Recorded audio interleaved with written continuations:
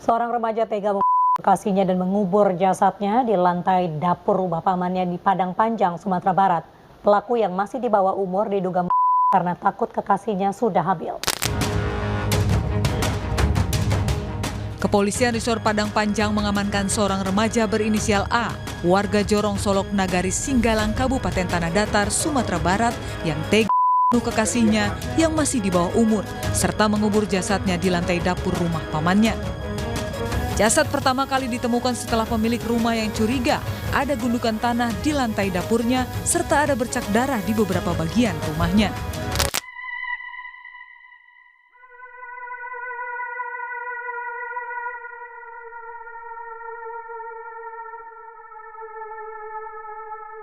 Halo guys, Assalamualaikum warahmatullahi wabarakatuh. Terima kasih buat kalian yang sudah mengklik video ini. Dan pada kesempatan kali ini gue masih akan membahas sebuah kasus yang pernah terjadi di sekitar kita.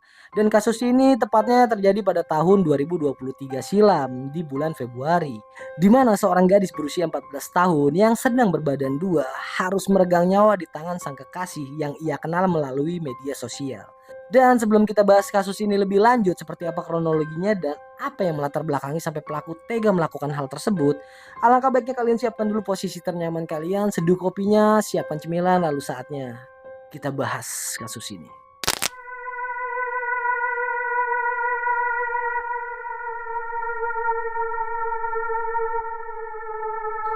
Diketahui korban dalam kasus ini bernama Yofi Safitri, gadis berusia 14 tahun. Dia berasal dari Kampung Solok, Kabupaten Tanah Datar, Sumatera Barat. Menurut keterangan dari pihak keluarganya, Yofi ini merupakan anak yang baik, ramah, dan sering membantu kedua orang tuanya. Dan hal itu juga dikuatkan menurut kesaksian dari teman-temannya, bahwa Yofi ini merupakan anak yang rajin dan mudah bergaul dengan siapapun. Dan hal itu juga dibenarkan oleh tetangga yang tinggal di lingkungan dekat tempat tinggal Yofi.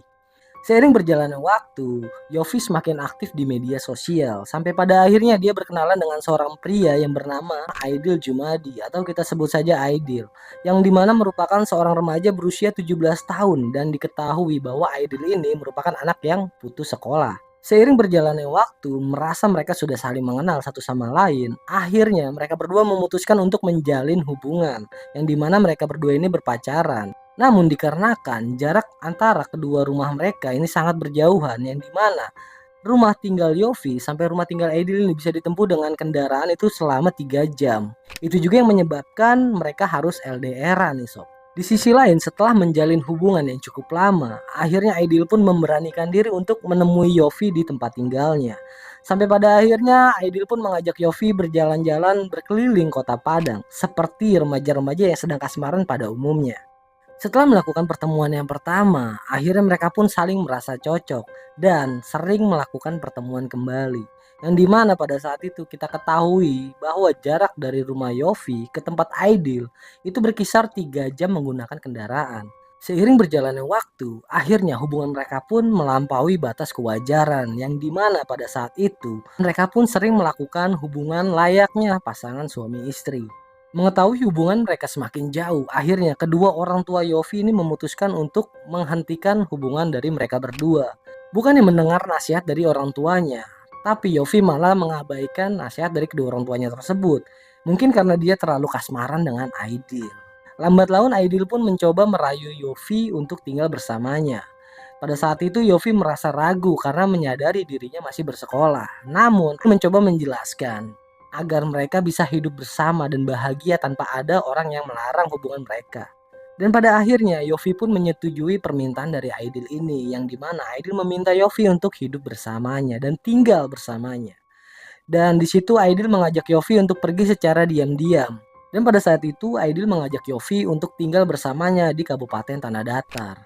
Namun pihak dari orang tua Aidil melarang Yofi untuk tinggal di sana dengan alasan ya takut menjadi omongan warga. Namun pada saat itu juga Aidil mencoba memaksa kedua orang tuanya, dan pada akhirnya kedua orang tuanya pun menyetujui dengan catatan bahwa Yofi tidak boleh tinggal terlalu lama. Dan pada akhirnya mereka pun tinggal bersama. Namun di sisi lain, pihak dari keluarga Yofi mengetahui bahwa keberadaan Yofi tidak ada di rumah. Dia pun mencoba menghubungi Yofi, namun pada saat itu Yofi menjelaskan kalau dia akan kembali ke rumah. Mengetahui bahwa anaknya dalam pengaruh si Aidil, akhirnya kedua orang tua Yofi pun memutuskan untuk melapor kepada pihak yang berwajib. Singkat cerita, setelah beberapa hari tinggal di kediamannya Aidil, akhirnya orang tua dari Aidil ini pun mengingatkan bahwa Yofi pada hari itu harus keluar dari rumah tersebut. Di sisi lain, alih-alih mengantarkan Yofi kembali ke rumahnya, Aidil malah membawa Yofi ke salah satu rumah yang memang masih rumah keluarganya dan diketahui bahwa rumah tersebut sudah lama ditinggalkan. Dan diketahui juga pada saat itu, rumah tersebut itu memang jauh dari pemukiman warga. Dan hal tersebut dimanfaatkan oleh mereka berdua untuk menjalin hubungan atau melakukan hubungan selayaknya pasangan suami istri. Dan setelah beberapa hari mereka tinggal di sana, tepatnya pada tanggal 3 Februari 2023. Dan pada kala itu mereka pun baru menyelesaikan hubungan selayaknya suami istri. Pada saat itu mereka berbincang dan Yofi pun sempat berkata bahwa dia merasa dirinya sedang berbadan dua. Mendengar hal tersebut, Aidil pun merasa panik. Lantas ia pun langsung merencanakan sesuatu hal yang dimana akan digunakan untuk menyelesaikan permasalahannya. Seketika itu Aidil langsung memberikan bogem mentah dan mencekik leher kekasihnya tersebut. Merasa tidak puas dengan apa yang dia lakukan, ia pun lalu mengambil sebuah alat penumbuk padi yang dimana langsung dihantamkan di wajah korban. Mengetahui bahwa kekasihnya itu sudah tidak bernyawa, Aidil pun merasa panik dengan apa yang sudah dilakukannya. Dan setelah itu pelaku mengecek keadaan sekitar yang dimana dia mencari tempat untuk memakamkan jasad dari kekasihnya tersebut. Dan akhirnya pandangan dari pelaku ini tertuju di arah dapur yang memang pada saat itu dapur masih beralaskan tanah. Dan pelaku berinisiatif untuk menggali sebuah lubang yang berukuran 40 cm yang akan digunakan untuk mengubur jenazah dari si korban. Dan setelah itu akhirnya pelaku pun mencari sebuah cangkul yang akan digunakan untuk mempermudah rencananya tersebut. Dan setelah menemukan, ia pun segera menggali lubang berukuran 40 cm yang lalu setelah itu dimasukkan jasad dari kekasihnya tersebut. Dan pada saat itu pelaku pun menyadari bahwa baju yang dikenakannya terkena noda merah. Dan setelah itu akhirnya pelaku pun langsung membakar pakaiannya tersebut. Merasa semua barang bukti atas kelakuannya tersebut sudah dihilangkan, akhirnya pelaku pun langsung meninggalkan tempat tersebut. Singkat cerita, beberapa waktu kemudian, tepatnya pada tanggal 17 Maret 2023, pada kala itu di jam 3 sore, ada seorang wanita bernama Rika berusia 33 tahun yang merupakan pemilik dari rumah kosong tersebut. Pada saat itu ia berniat untuk membersihkan rumah tersebut karena hampir memasuki bulan suci Ramadan. Namun setelah ia memasuki rumah tersebut, ia merasa ada kejanggalan yang dimana menurutnya rumah tersebut seperti ada yang menempati. Setelah ia memasuki salah satu kamar yang ada di rumah tersebut, ia merasa kaget melihat ada noda merah yang sudah mengering dan mengeluarkan bau yang tidak sedap. Melihat kejanggalan tersebut, ia semakin curiga dengan keadaan rumah itu. Dia pun langsung bergegas mengecek ruangan satu persatu sampai pada akhirnya dia mengecek ke arah dapur. Dan setelah ia memasuki area dapur, ia makin dibuat terkejut melihat ada sebuah gundukan tanah yang mencurigakan. Melihat kejanggalan tersebut, akhirnya ia pun langsung melaporkan kejadian itu ke warga sekitar dan aparatur desa setempat yang dilanjutkan oleh aparat kepolisian. Dan beberapa saat kemudian setelah pihak kepolisian datang ke lokasi, akhirnya dilakukanlah pengecekan sampai penggalian dari gundukan tanah yang sebelumnya dicurigakan tersebut. Dan akhirnya setelah dilakukan penggalian, diketahui bahwa di gundukan tersebut terdapat jasad dari wanita yang memang kondisinya sudah membengkak dan ditemukan tanpa sehelai benang pun. Dan setelah itu pihak kepolisian pun langsung membawa jenazah tersebut ke rumah sakit untuk dilakukan otopsi. Yang dimana otopsi ini untuk mengetahui juga nih data diri dari si korban. Namun selama proses otopsi berjalan, pihak kepolisian pun mencoba mencari data yang dimana mungkin salah satu dari warga tersebut ada yang kehilangan anak keluarganya. Namun pada kenyataannya di kampung tersebut tidak ada warga yang merasa kehilangan anggota keluarganya. Dan di sini pihak kepolisian pun merasa kebingungan tentang jenazah yang baru ditemukan tersebut.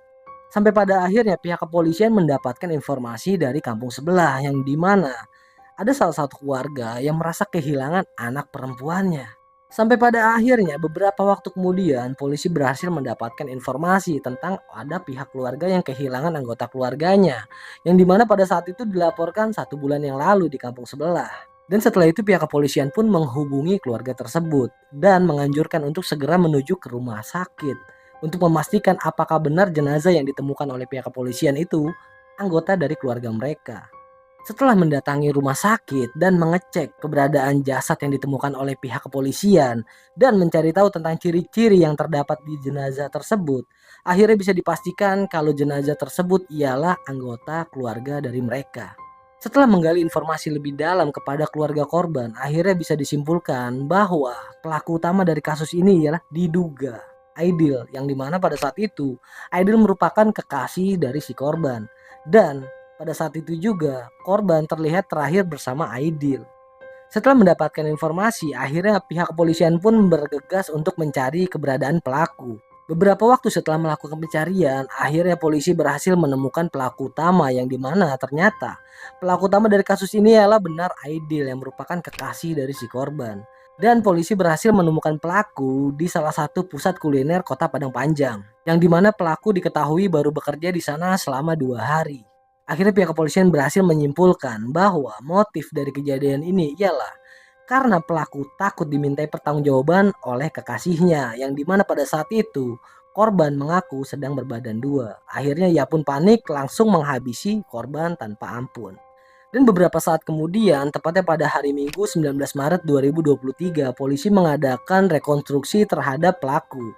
Di sisi lain, Kapolres Padang Panjang yang bernama AKBP Doni Brahmanto mengatakan, lantaran pelaku pada saat melakukan kejahatan masih di bawah umur, ia akan melakukan tindakan khusus. Dan wajib kita ketahui bahwa hukuman untuk anak di bawah umur yang melakukan tindakan kejahatan penghilangan nyawa itu divonis setengah hukuman dari orang dewasa, yang dimana hukuman maksimalnya ialah 10 tahun penjara. Dari kasus ini kita bisa sama-sama belajar dan bisa sama-sama menyimpulkan bahwa betapa pentingnya peran orang tua dalam mendidik dan mengontrol tumbuh kembang anak-anaknya. Oke, sekian untuk pembahasan kasus kali ini, dan nantikan juga video-video kita lainnya yang dimana kita masih akan membahas tentang kasus-kasus yang terjadi di sekitar kita. Dan akhir kata, gue Ref Digul dari Penatua pamit undur diri. Wassalamualaikum warahmatullahi wabarakatuh. Bye.